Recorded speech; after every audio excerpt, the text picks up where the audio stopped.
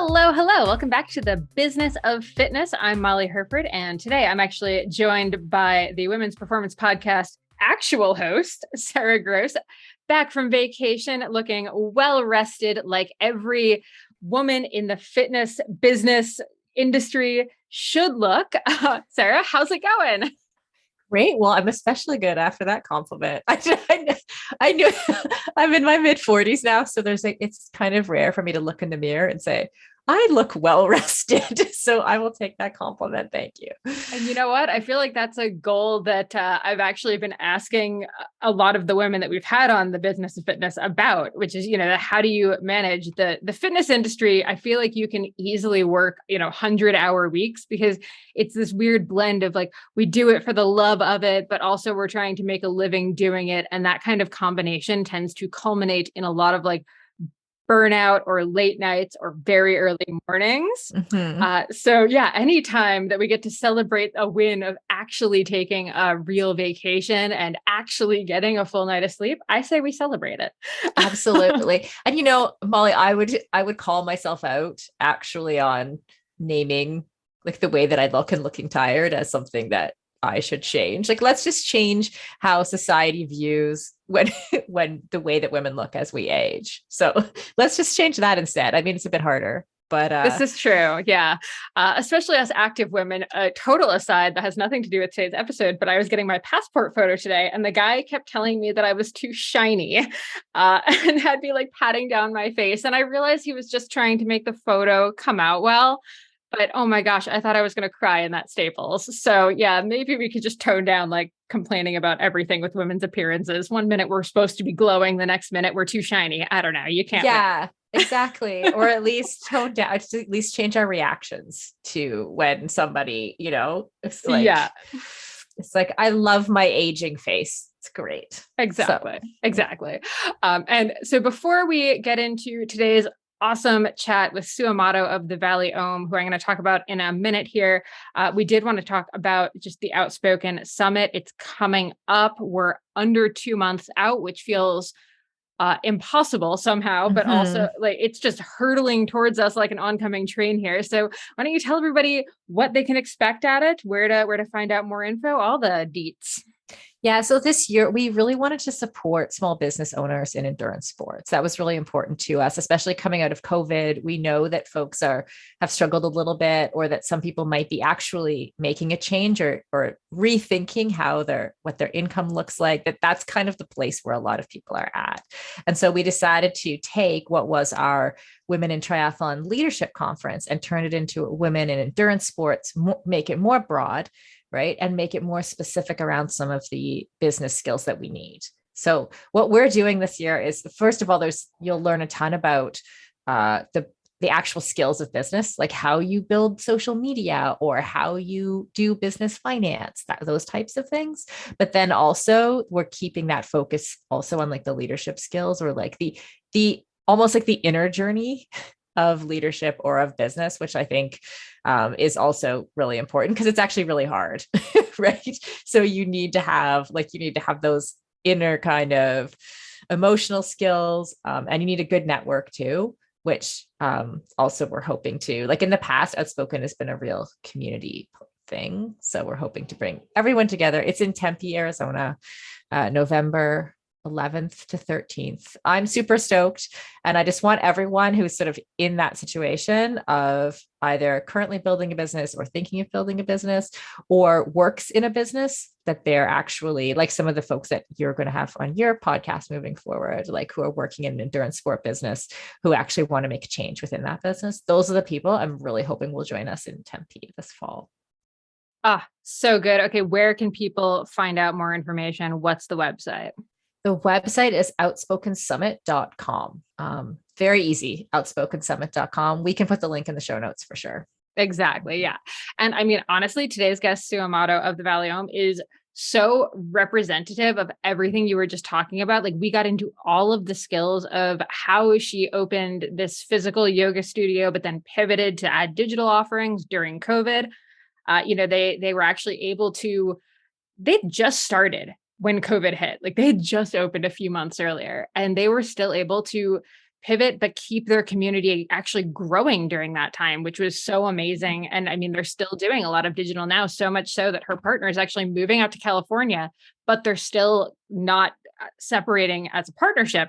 They're just shifting where the partner is going to do more of the digital stuff because they've grown it to that level, which is just amazing. I love that. So we talked all about how to create the in real life and the virtual community, all of the tools they're using. We got into, I know you and I have like the two, we'll call them like, it's the yin and the yang almost, where you're much more onto the leadership and the more internal skills. And I'm like, yes, but what task manager do you Right. use? Exactly.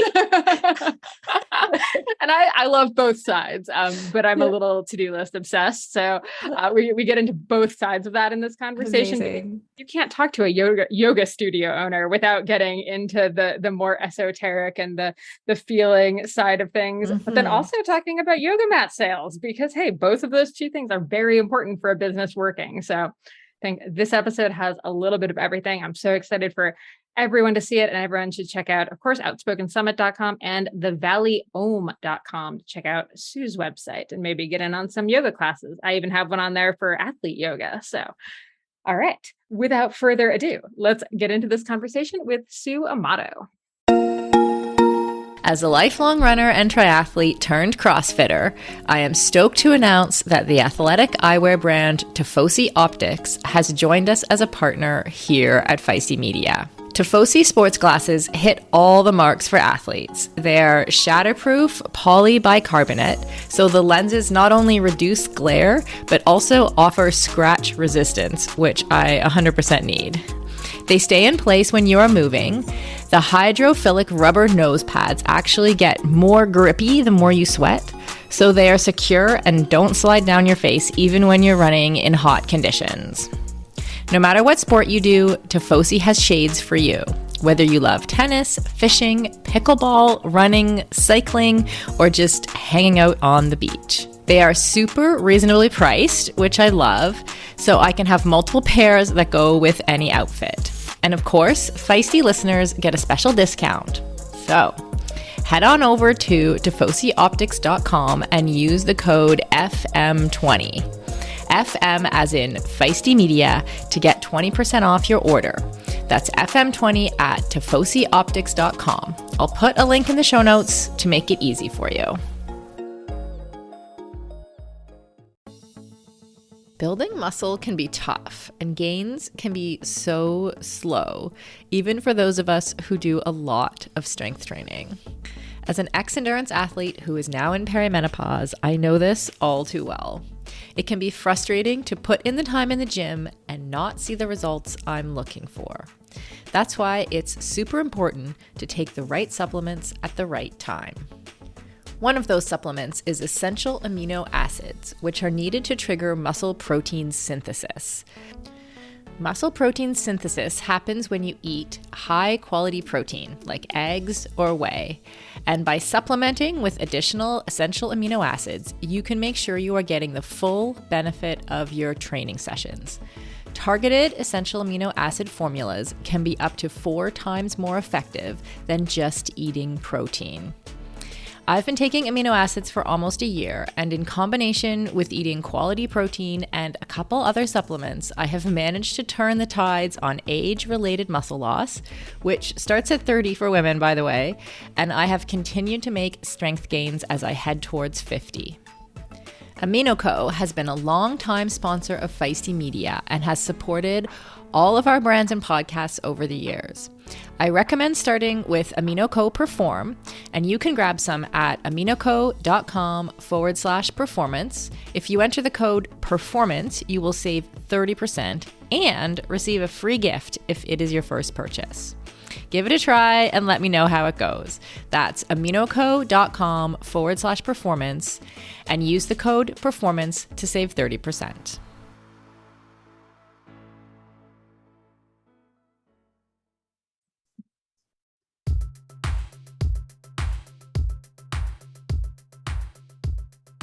Sue Amato of the Valley Om. Welcome to the business of fitness. I'm so excited to nerd out on some of this stuff with you today. Thanks, Molly. Thanks for having me. Yeah, I'm honored to have this discussion with you. And yeah, let's get geeky. I'm super excited about this because you started your studio fairly recently. It's been, I'm going to say, a pretty wild ride for you, but you've always just made it look so graceful. So I'm so excited about this. But I do want to start, while it looks graceful on the outside, I wanted to start every episode of this with talking about expectation versus reality, because we all have that, especially with yoga studios in particular. I think every wannabe yoga teacher, myself included, has this vision of what starting a yoga studio is going to be like. And we have this magical, idea of us in like a beautiful, perfectly designed area. And our main focus is just sitting there and teaching these, gentle classes all day, and it all just being this beautiful Zen thing. And I imagine that that is not entirely the reality. So what did you expect, and what is it really like?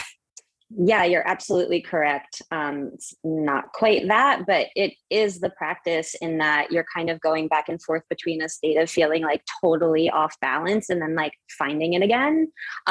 So in a nutshell, I would say that for me, I don't have anything interesting to say because I was brought up.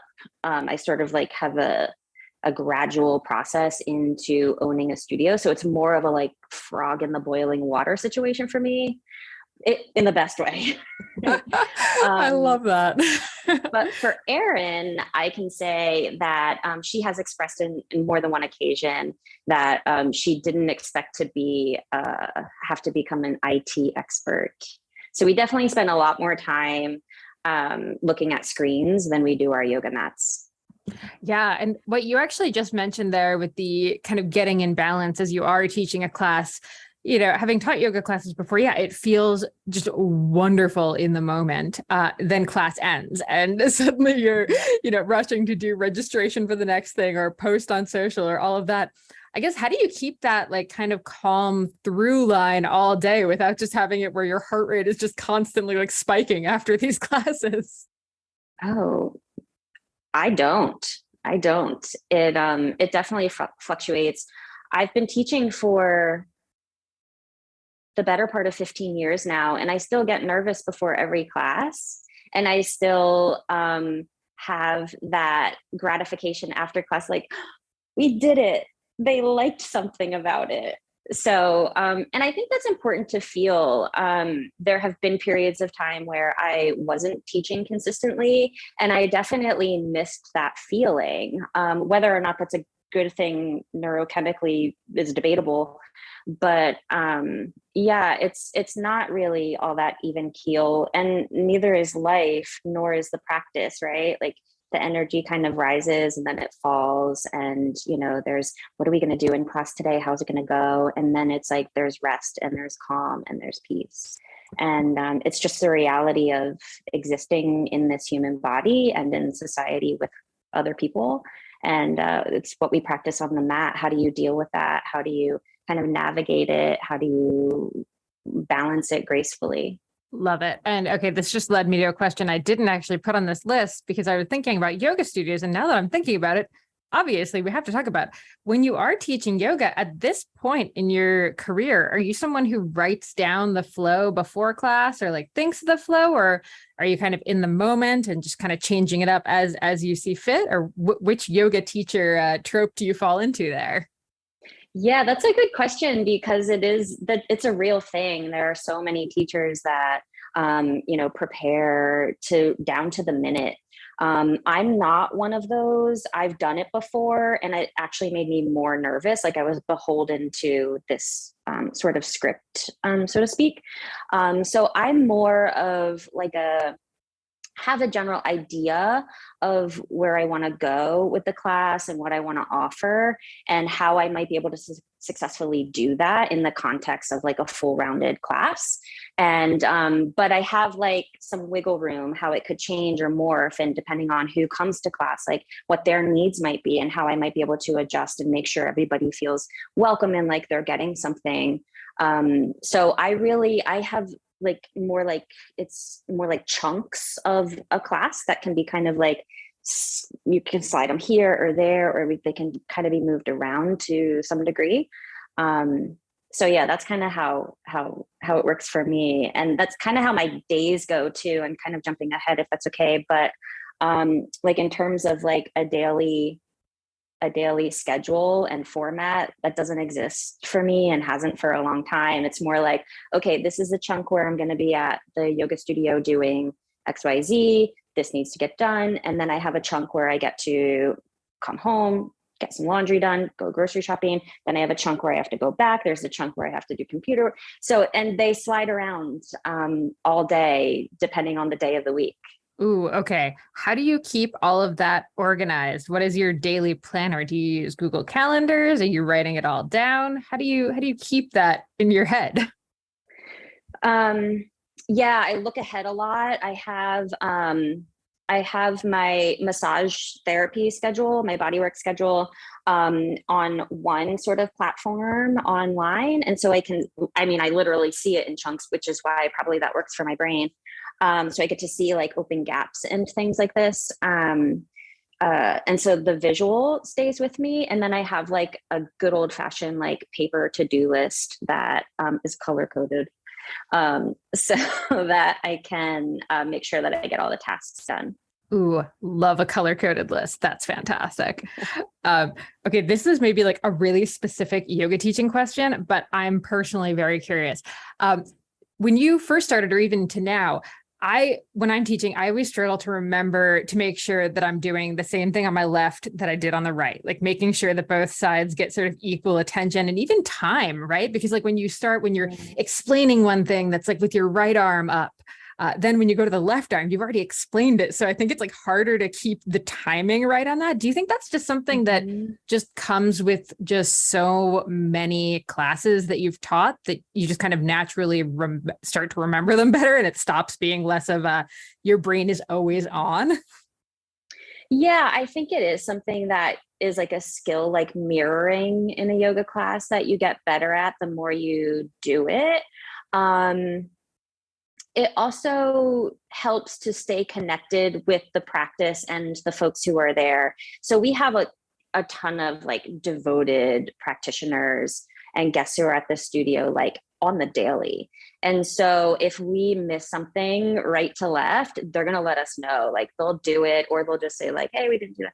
And it's welcome. It's totally appropriate in context. The other thing, which is kind of interesting, because we've moved to now this hybrid of offering live stream and in person at the same time, we're doing a lot more yoga on the mat while we're teaching it, which is sort of new. I was taught, and I believe Erin was taught similarly, like you do to demo when it's needed, but really you teach to the room instead of practicing on the mat. So you're watching to see how your cues are being interpreted and what needs to be said, so that folks can kind of understand what you're asking them to do or offering for them to explore.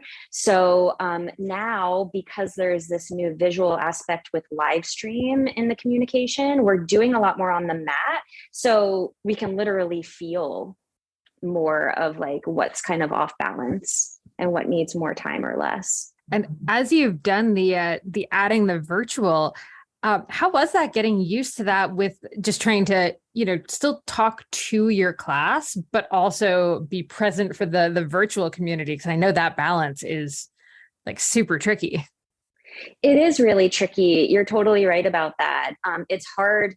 So our setup is not such that the camera is in the middle of like the room. So we have to like look over here to see the live stream folks and look over here to see the in studio folks. So it's kind of like, oh no, I just got this mirroring thing down, but now who am I mirroring? Like, where am I in space? That's a little tricky to know who you're teaching to at what time. It's eliminated a lot of like walking around the room, which was kind of eliminated with COVID scare and social distancing anyway. Right. So it's been kind of weird getting back to that. But back to your question, a lot of it's communication. So or I can speak for myself. Like when I go to start a class, I greet the folks online. I've already greeted the people in the studio. And so it's like, hey, here's what you'll need for class. I make sure that they can see me. And I just let them know, like, I might not be able to see everything that you're doing really precisely, but if there's anything that you need more clarification on or kind of don't understand, unmute yourself, shout it out, wave at the screen or something, and I'm happy to break it down for you a little bit more. So there's this sort of like buffer area for it to not be perfect. And, we're working with an imperfect medium, but it's a resourceful one, and it's been able to keep us connected. And so as long as we can all be a little bit more accepting of that, patient with each other, and just stay on the same page, then it's been really useful. I love that. And I think what that really highlights is the really strong community that you've made both in person and virtually, because I think, a lot of studios that would maybe attempt to do something like that would end up like with one community feeling like they weren't being served. But it sounds like you've really found this great balance where the people in class who are there physically feel as though, it's a class for them, but the people online aren't feeling like left out to just kind of watch the video. So I feel like that's a really impressive thing to have done. And let's maybe like back way out to sort of when you started the business, we wanted to talk about what the mission was and the initial vision of it was. So talk to us about that decision to go in and start this studio, you and Aaron. Yeah, so the mission of the studio is kind of a really simple one. And, in setting everything up in terms of naming the classes and how we decided to communicate the mission, we decided as a concerted effort to keep it really simple, knowing that it's only going to get complicated because that's what happens. So we try to like start really simply and stay really simple, which again turns into more elaborate, but it's cool. So anyway, our mission was to provide good functional yoga and body work to folks as it supports their unique lifestyles, needs, and goals. So it's kind of broad.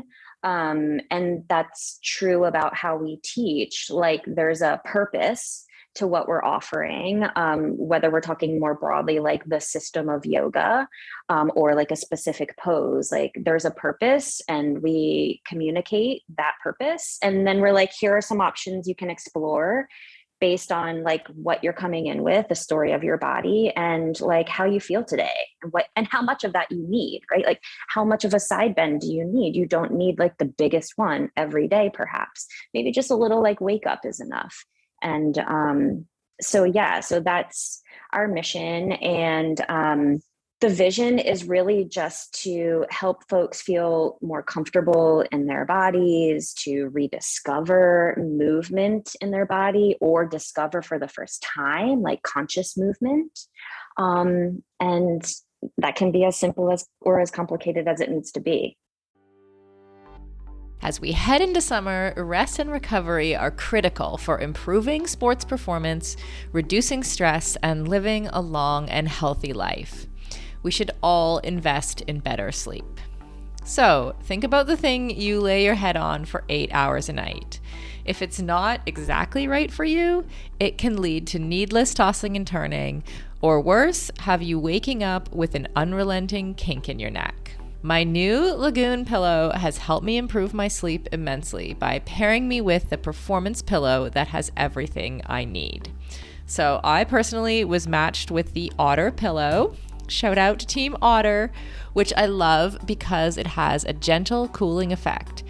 And I was able to choose how much stuffing I wanted in it, which is super important to me because I'm doing a decent amount of CrossFit these days and my shoulders are kind of creaky. So having a pillow that is stuffed just to the right height keeps my neck and head in exactly the right position and comfortable for the entire night. And as of fall 2023, Lagoon launched their 100% mulberry silk pillowcases.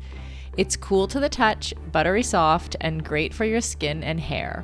You've got to go check out this pillowcase if you want to feel great and look great every morning.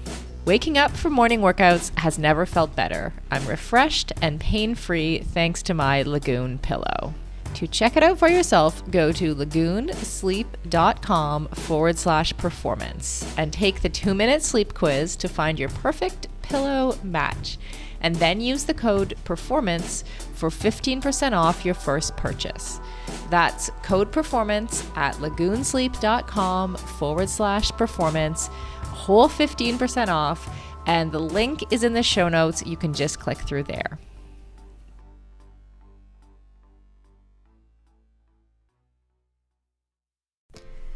Endurance sports should be accessible to everyone, right? That's why we are so excited to be partnering with Motive. Motive is one of the fastest growing training apps in the world today, with thousands of amateur athletes signing up every month and a nearly perfect 4.9 star rating in the App Store. You are not a template, and your training plan should not be either. Prepare for running races, triathlons, cycling events, duathlons, or swim runs, however your season schedule shapes up, and get training written by some of the best coaches in the world in each discipline who know what it takes to help amateur athletes reach their goal on race day. The app takes the training written by those experts and then creates the most optimal training plan for your schedule, abilities, and goals. Plus, the training is fully customized to your race schedule, how much you can train each week, your current abilities, and the goals you want to achieve in your race. You can use the app for free as long as you want, or get all the upgraded features from the app for just $19.99 a month. But as a Feisty listener, you can sign up at mymotive.com and use the code Feisty for 2 months of full premium access. That's right, you get 2 months of premium for free. So you quite literally have nothing to lose. So head over to mymotive.com, mymotiv.com, and use the code Feisty, Feisty. And on a personal note, I know the founder of Motive, and he is driven to make triathlon and all endurance sports more accessible for the athletes who care about their performance, but who aren't quite ready for a full-time personal coach. If that sounds like you, definitely try the app for 2 months for free. You literally have nothing to lose.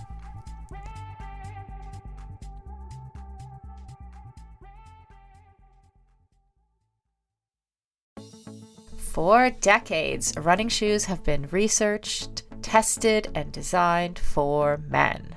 Brands have relied on the shrink it and pink it approach to sell male shoes to female customers. That's why we are so excited to be working with Hedas. Hedas designs athletic footwear for women that elevates performance, safety, and style. Hedas unlocks the science behind women's biomechanics through dedicated research, creates better shoes for women that support their longevity and performance, and establishes new design standards to promote transparency in a male-biased industry. Hedas have a lower ankle collar to reduce rubbing, a breathable mesh toe box to allow for ventilation and to allow for female toe shape, a special kind of plate in the midsole to keep tired legs going, a narrow heel cup to reduce heel slippage and take the pressure off our Achilles, and a rounded instep to create a snug fit.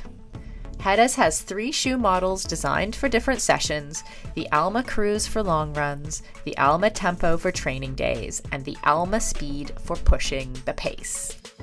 I've personally been running in the Alma Cruise and I love them. It's the shoe I always wanted and never knew I needed. The fit is perfect in every way. You can get your own pair of Hedas at hedas.com and use the code Feisty20 for 20% off. That's Feisty20 at hedas.com, and it will all be in the show notes. Okay, you and Erin went into this together. That is a terrifying thing. How did the discussions before you guys agreed to start looking for a place, how did that go? Because that's a big leap to make, no matter how good, actually, I was going to say no matter how good of friends you are, but I think actually the closer you are as friends, the scarier this actually is. You're totally right, Molly. And here's why. I have had a couple traumatizing experiences with business partners in the past, or even just business relationships in the past. So when Aaron started getting excited about the idea of opening a studio together, I was like not into it, mainly because I didn't want to jeopardize our friendship. Up until that point, I hadn't known anything but like, this is going to end badly. So I was not very excited about it. I really kind of like hemmed and hawed about agreeing to the whole idea. So when we came finally to the decision to go for it, we were really nitty gritty about our partnership agreement. So we have things on our partnership agreement that are so ridiculous and so embarrassing to like present to a lawyer. But okay, you have to give us an example. You have to give us one. So on our list is monthly bike rides. Oh, I love it. I know, because it's the basis of our friendship. I mean, that's how we met. We met through bikes, and we spent probably more, well, maybe not now that we've spent time in the studio working together, but up until that point, we spent more time probably on our bikes together than anywhere else. And it's a considerable amount. So it was really important to us. And while we haven't maybe been able to maintain that exact clause, the sentiment is there. Oftentimes, like, you know, we think really differently. We see things really differently. Usually that comes together in the most perfect of ways. Sometimes not. And, you know, I'd like to think she would think the same way. I can't speak for her, but I can say for myself, like when it comes down to it and we've got some friction on a decision, I think it's not worth the friendship to like be stubborn about a thing that's going to work out either way. So I'm more interested in like having my pal and, you know, enjoying life together. I love that. But it sounds like you put a lot of time in beforehand, kind of almost figuring out how those decisions almost would be made, sort of setting up some guardrails for the decisions. I know you had mentioned when we were emailing back and forth, some agreed upon deal breakers and how that actually helped inform decisions. So can you give us maybe a couple examples of that? Yeah. So I think just what I was meaning about like coming down to, it's not worth kind of breaking up our relationship. Totally. That's absolutely a deal breaker. And what else specifically? I don't know if I have any specifics. Which is probably a good thing. It means that you've had like a couple of pretty smooth years with both of you mostly agreeing on some of the stuff or all the major stuff. Yeah. And I will say too, we ask that of our team as well. Like we ask them to really, our team of teachers I'm speaking of, we ask them really to like be part of the mission of the studio, not just teachers who like fly in, you know, do the class and then like fly out. Like we want them to get to know the guests that they're serving and have an understanding and be part of, like, we do a lot of community kind of work within the studio and with the larger community of Easton and the Lehigh Valley. And so we often ask our team of teachers to be part of that to a degree that's reasonable for their circumstances or their interests at that time. And in exchange, we take a lot of interest in them. We came into the business both having played kind of all the roles in the yoga industry, from like, again, just kind of an independent teacher that flies in, flies out, to like managing. And we've had a lot of different experiences in different studio environments. And so we found that it was really important to be collaborative with our individuals on the team and know what gets them excited, know where they want to go with their education in yoga, and support that. So we, from the get, wanted to be able to offer to them like financial support for any continuing education that they've wanted to go through. It's been a little bit weird because COVID kind of came in 9 months into our existence. So it got a little bit derailed. We were able to offer like reimbursement for some education that folks sought on their own. And now coming up, actually this September. Coming up in September, most of our team is actually embarking on a Myo Yin Yoga teacher training that's going to be remote. And we're like fully funding the whole gig for almost all of our teachers. And we're just so stoked to be able to offer that to them. Oh, that's awesome. So restful and relaxing sounding. I love it. Yeah. So as I'm thinking about this, owning a studio is obviously very different than being a yoga teacher. But do you feel like it actually helps you own the studio to maintain the teaching side of it? Because I think it would be very easy to just go full, I own the studio, I'm very busy doing that. But I think it actually is really important that you're continuing to teach. Yeah, you're totally right about that. And it kind of changes the pace of things. So in owning the studio, it's like we're working months out, like way ahead of time. And yoga is so much about like being in the present. It's sometimes hard to switch gears from like, oh, but I'm working on this like project that's out here. It needs my attention. I'm in the flow of it. Like, let me stay here. But I have to teach class at 9:15. So it's like tricky to then like have to get present and realize like, okay, today's Tuesday, it's raining out, like what do we need, what does the room feel like, who's coming to class, what do they need, what's the present asking for. So yeah, but in that way it brings you back to, oh yeah, this is the whole point, this is the whole reason we're here, is so that folks can come be in this like welcoming and safe environment and like do what they need to go do their Tuesday better. Like, sure, we'll talk about like their December. That'll be great too when we get to it. But like they're in their Tuesday and we need to show up for that. Yeah, absolutely. Now, you just kind of mentioned one of the key things here. You opened not that long before COVID just shut everything down. And I think what I'm so impressed about is I think the easy thing would have been like, well, we tried and just kind of throw in the towel. But you managed to get virtual offerings up and running super, super quick. So could you just maybe speak a little bit about how you managed that pivot and what maybe some of the issues that you ran into were, and just how you managed to get that off the ground so quick and so well?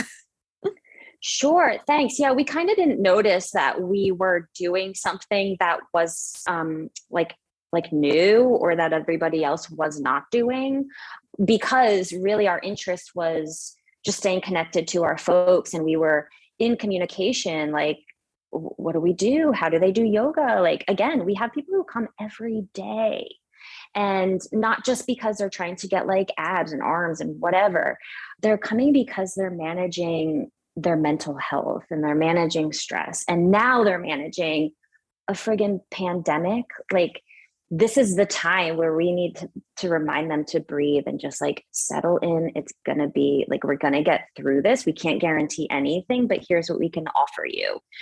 So the way we did that was simply by YouTube. I mean, it's a free resource that we had access to. We hadn't really leveraged it, I don't think, at all at the time. So we just started, like, we were able to keep bringing teachers in and getting them to record like long classes, little classes, different focuses. And so we just stockpiled a bunch of that footage and started releasing it as we needed to. We had resources to do that in terms of like equipment, because we did a couple events that were, like silent disco, those headphones with the, they play different stations. Oh, Have you yeah. heard of these? So there's a woman in our area who owns a bunch because she does these silent disco events. So we were like, this is so cool. Let's do like a silent yoga thing. So that required us to figure out like a microphone that would go through the transmitter that hooked up to the headphones and like all of this business. But, like, it's too fun to not like figure it out and go for it. So we had like the transmitter and the wireless microphone, which was great because then we could use that for the recordings. And we knew a little bit more about it because a friend of ours and a fellow who comes to the studio is a terrific DJ. Actually, he just got the award of best DJ in the Lehigh Valley this year. Nice. So he would come to the studio as well and do like DJ classes. And those would go through the headphones too. And so yeah, we had like a little bit of equipment. We were like, oh no, it's a good thing we have this mic, this Madonna mic. So yeah, we just kind of cobbled stuff together, and it worked. And then to our software's credit, they really had live stream available before some of the other software companies did. So we really can't take any credit for that. They were hooked up right through Zoom. Nice. Okay, wait, so I we have were to ask, able to which add that. software are you using? At the time, we were using a company called Vagaro. Now we're using a company called Walla. Erin exhaustively researches software and anything she's interested in, frankly. But she spent it's one of her virtues. It's terrific. So she spent months looking for a software we needed to change for consumer ease. And Erin found Walla, and she did all of her research and communicated with the company about what they could offer and what our needs were. I mean, very specific.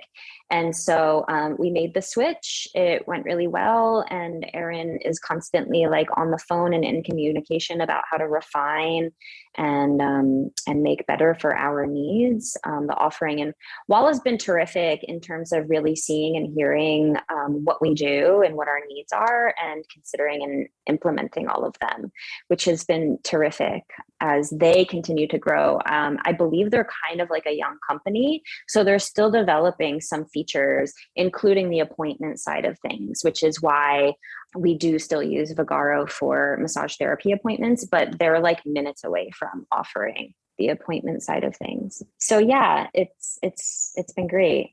Nice. And I think that just kind of highlights this important thing of like not necessarily just staying with like the one thing because you've been using it, and keeping your ears to the ground for what new stuff is coming out, and is it going to serve you better?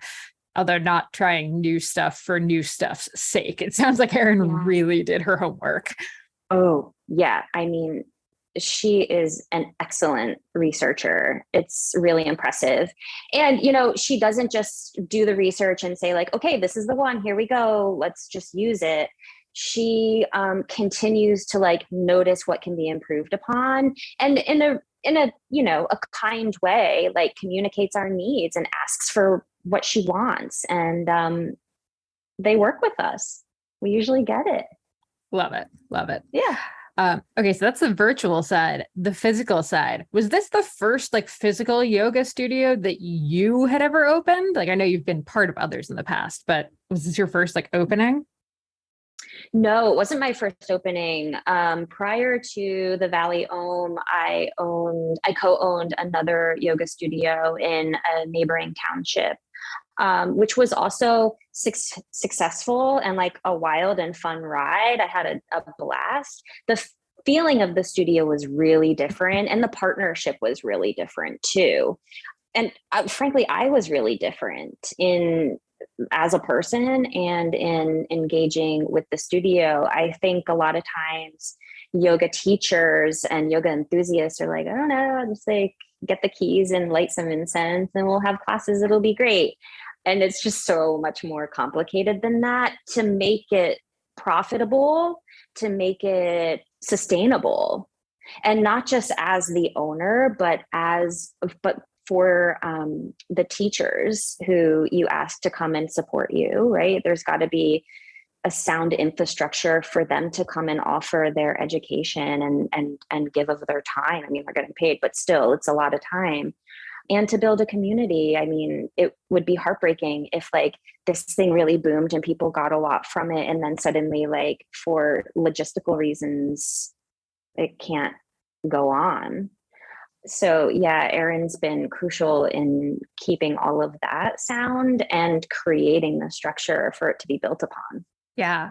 And I have to ask, I mean, building wise, like when you got in, how did you decide what the aesthetic vibe of the studio was going to be? Because it is such a just beautiful studio.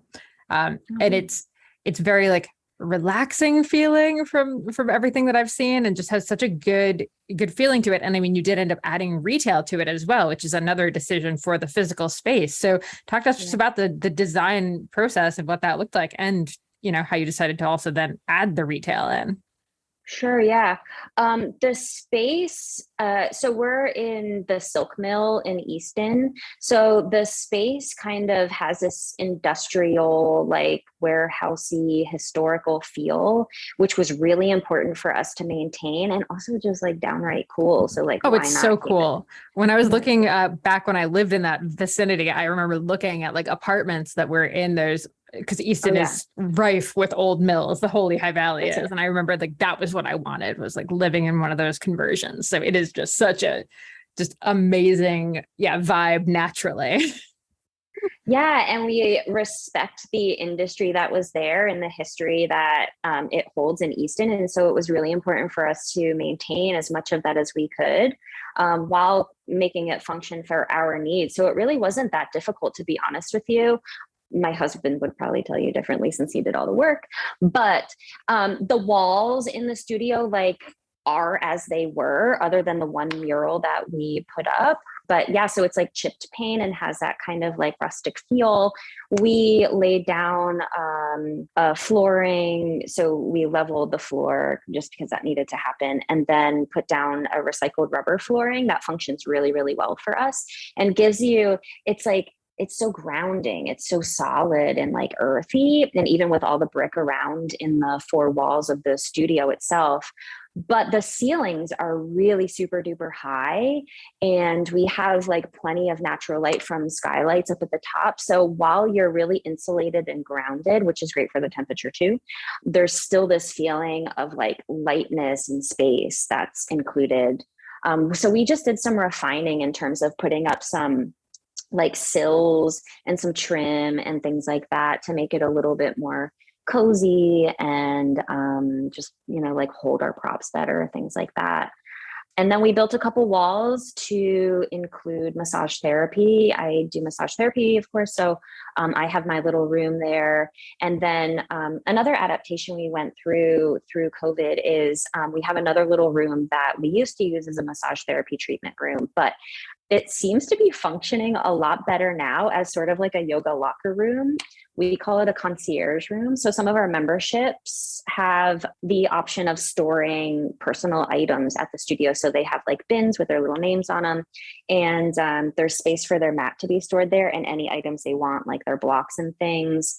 Through COVID, we sold off all of our props because people were practicing at home. So they needed their supplies there. And then when they started coming back into the studio, they're like, hauling all of their stuff. It's like so cumbersome. So we were like, oh, ding, why don't we offer some space, because we have some space. So yeah, that was kind of a cool progression from the pandemic as well. We're coming back from it. And even that, like, what a smart idea of, okay, everyone's practicing at home. They're going to need the stuff. We're not going to be able to have classes here for a while. We might, like, the stuff might as well be in people's hands. Yeah, exactly. Such a good solution. Yeah, it's worked out well. And if you want me to go into the retail, yes, very works much. out pretty well. So I was for a while a Lululemon story ambassador. So that gave us the opportunity to offer studio essentials, Lululemon studio essentials. So we went into an agreement with them, a contract with them to offer like mats and straps and things like this. The mats were doing pretty well.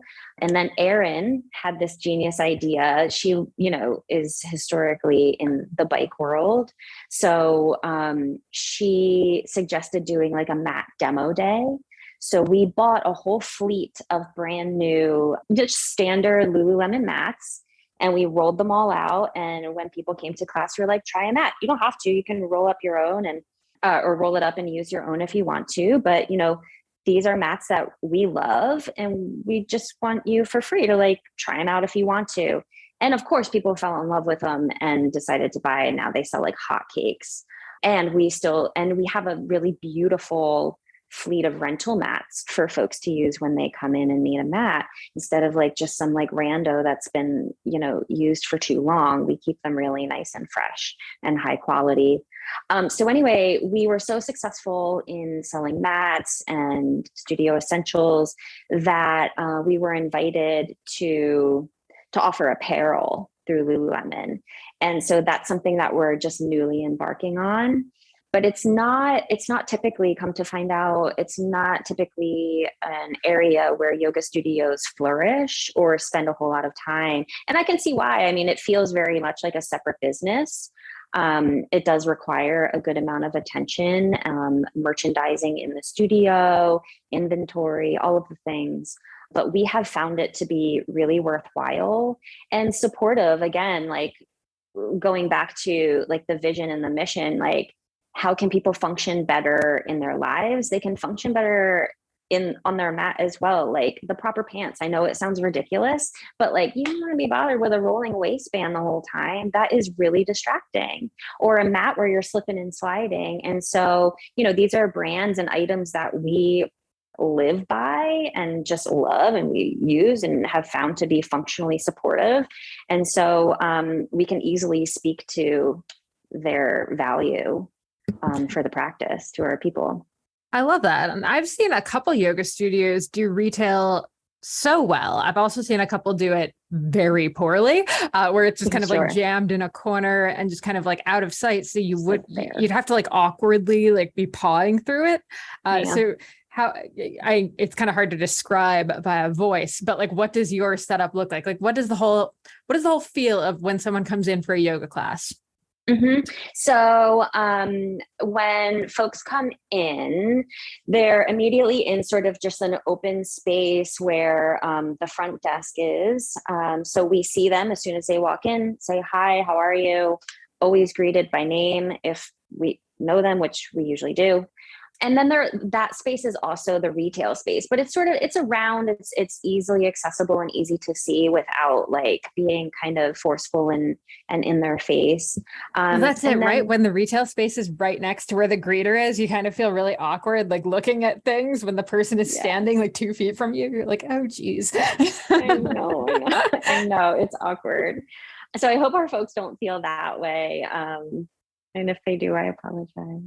But so from there, if it's a new guest to the studio, we would absolutely introduce ourselves and, learn their name and maybe ask where they heard about us, just to get a sense. Most people pre-register, which is really helpful, which is born of COVID procedure too. So then we just orient them. We feel it's really important to make the space comfortable and feel safe. Like, just having predictability, knowing where everything is should not be underestimated. That's the word. Underestimated. So we let them know, like, here's where the shoes go. Here's the yoga space. Here's why these silly little cones are laid out. There's where the bathroom is. That's important. Here's the front of the room. Here's how you orient your mat. Like things that maybe if you've been practicing for a while and have gone to different studios, you might take for granted or just like feel out naturally or not be worried about making a mistake about. But we don't want to assume that about anybody. We want to make sure we see you. We want you to feel like this is a safe space for you to do your thing. And here's what to expect. So good.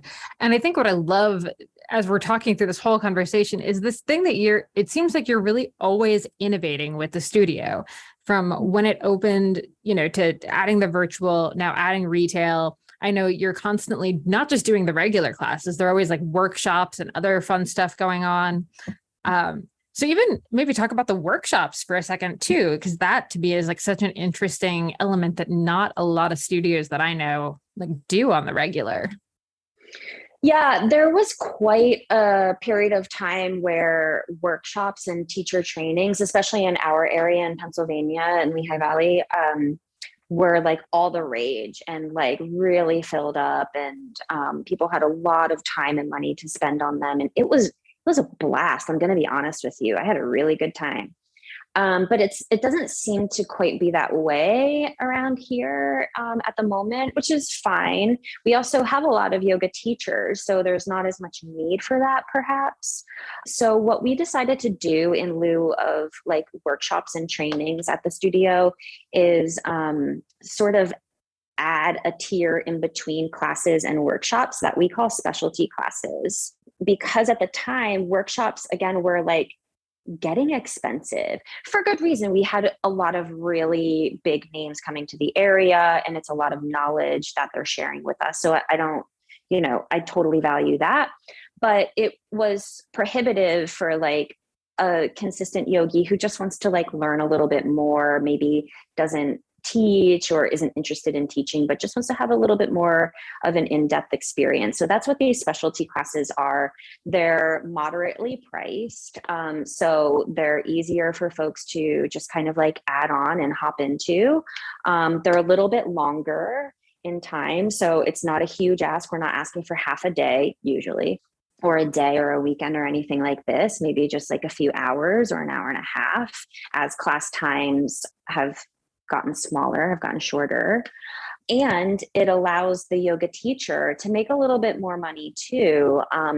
We have found that the price of regular yoga was not quite up to the level where we wanted it to be, especially considering the amount of education, time, and knowledge that yoga teachers are expected to have these days. I mean, it's ever increasing, and it's a lot. And to make a few dollars, and I know a lot of people are doing this as like just as a hobby or like a side hustle or something like this, but a lot of us aren't. And so yeah, and regardless of whatever the financial situation is, it's an exchange of energy, and it just didn't feel equal to us. And so that's what those specialty classes are about for us. And they pop up from time to time. We have a couple regulars that happen monthly that people really rely on and love, consistently sign up for ahead of time. They're really successful for us. And then we throw in some other ones like from time to time when like a teacher gets really inspired by something, or there's a shift in the sort of energetic landscape or the season or whatever. And we just want to play around with some ideas. Now, you could spend all of your time in the business between teaching and thinking of new stuff and, just all of the management that goes into this. But you're still active. I know you and Erin don't get out for your monthly bike rides every single month, but I know you still like riding bikes. So how do you still make time for training and racing? And I mean, I guess even your own yoga practice. Yeah, it's really, really hard. Because you're totally right. Like there is no time off almost unless you take it. We're constantly, even at home, like there's always something to do. And we've come to a place where we realize now that even though that's the case, we don't always have to do something. Like it's okay. It's going to work. So we prioritize it, right? And we respect it. Like I have to prioritize my needs, my personal needs, and respect that boundary. And I do the same for her. So like if there's something that she just did the Leadville 100, my gosh, amongst like Holy the moly. business and a move across the country. Amazing. No big. No big deal. Just like I'll throw it in there. But she prioritized her needs in that. And when she was not able to answer emails or something like this because she was doing a big training block, like I totally respect that. I understand. And it's cool by me. So same thing. I have to not feel bad. It's still a work in progress. I have to not feel bad about taking those bits of time for the balance that I need from in work life, because there's barely any separation. Yeah, there really isn't separation. It all just kind of blends into each other for sure. And I mean, I think there's also, what I've been saying with women in the fitness industry, I think there is this implication that because we're in the fitness industry, there is like a certain standard of fitness that we feel almost obligated to maintain to a certain extent, which is generally speaking, I don't think a terrible thing, because it keeps us at least active and healthy and like remembering to prioritize it. But it definitely is in my brain anyway, it is kind of an obligation. Yeah, that's an interesting insight. And you're right about that. There is a standard that we have to keep. But I think there's like the real life recognition that it's going to shift. And it's going to shift because of a lot of different reasons. Again, priorities regarding family, time, life, health, and age. Age is huge. And I know for me, I feel my body changing. And I have to decide whether I want to pretend it's not happening and, continue to beat myself up, or if I want to shift the focus of my offerings along with what's resonating with me personally. Which I think when we do that, it typically ends up resonating with our community anyway. So Yeah, exactly. Okay. Last thing before I ask you where we can find you, obviously, is just if you had like one piece of advice for a woman who, sees something like the Balliome and is like, I want this. I want to have my own studio. Advice, words of wisdom, or warning, whichever. Mm-hmm. What do you got? So I would say, if you're working with other people, particularly other women, trust them and like support each other. Like if you've got your lane and they've got their lane, stay in your lane. Check in, but stay in your lane. But trust each other. Trust each other as people. Maybe don't think about it as trust each other as people. That's where I'm going to stop with that. I love that. And the other thing I would say, particularly for women, is like, don't be afraid to compete. Like, it's business. And especially, it's interesting in the yoga business too, because not only are we women in business, and there's an implication about that, but then yoga is meant to be all heart and emotions. And it very much is, but it's also a business. And we want to, again, be around for the folks who need this practice. And in order to do so, we need to know what's going on and be strategic sometimes. And that's okay. Oh, so good. Okay, where can everyone find you, find the Balliome, follow along, and take some virtual classes even? See what you guys have going on. Yeah, please do. So our website is simply thevalliome.com. You can find us on socials as the Balliome. And me personally, I'm on Instagram as Sue Amato. But you can find me through the website and everything too. Perfect.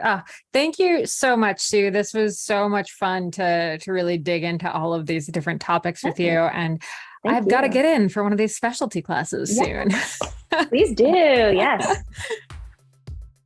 Was that not just the best conversation? I know it made me start Googling where I could rent studio space in my area and start getting back to teaching some more in real life classes. She definitely really shows kind of the two sides of that whole yoga thing, where it's not all about just the business life. It's not just the businessy stuff, right? It's not spreadsheets and bottom lines and all that. There's also the whole yoga and kind of, we'll say, more Zen element of it, but you can't have one without the other.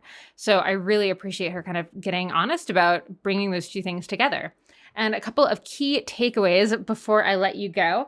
I really love that this studio is just always innovating. The mat demo day, sort of taking what Erin knows from the cycling industry and doing that demo day. A lot of bike companies, bike shops do these demos so people can ride the new models of bikes. Doing a mat demo day, brilliant. So smart. So really leaning into that innovation, whether it's adding that retail element, setting up that YouTube channel, all of that, just constantly kind of thinking, what can we do differently?